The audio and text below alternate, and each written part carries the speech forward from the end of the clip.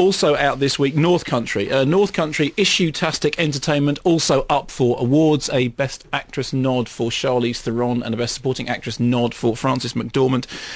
Based on, well, the story is Charlize Theron is a miner. I know, I didn't believe it either. A miner in Minnesota who works in a mine in which she is discriminated against hideously by her chauvinistic workmates and by the chauvinistic management, who allow her to be horribly harassed until such time as she takes a class action against them.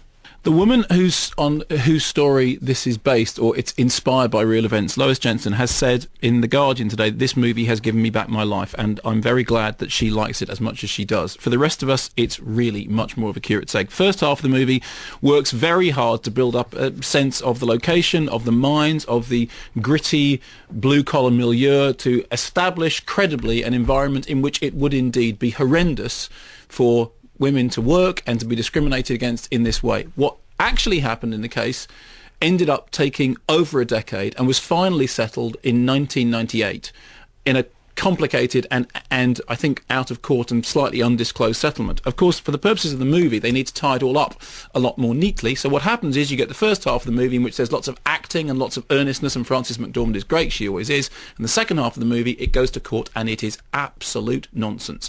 It is all that sort of courtroom piffle that only American movies do, in which the law seems to play no part whatsoever, but it becomes nothing other than grandstand theatricals. Now, we all saw the OJ stuff on television. We know how mad American courts can be, but believe me, they are not this silly. The moment in which Frances McDormand is wheeled in a state of disarray, shall we say, which is meant to be a terrible, heart-rending moment, I really didn't know whether to laugh or cry.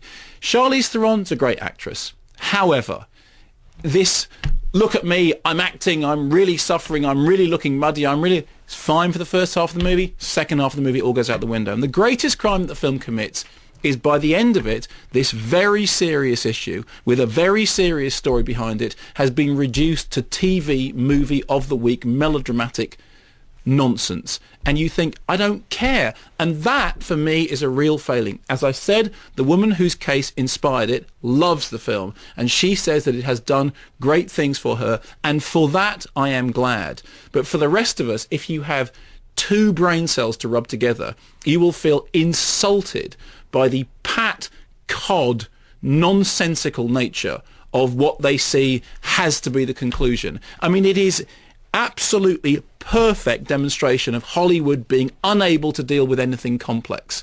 It's like the Braveheart view of history. You know, it really does end up with the equivalent of Mel Gibson on the rack shouting, "Freedom!" It's like, no, no, no, and thrice no.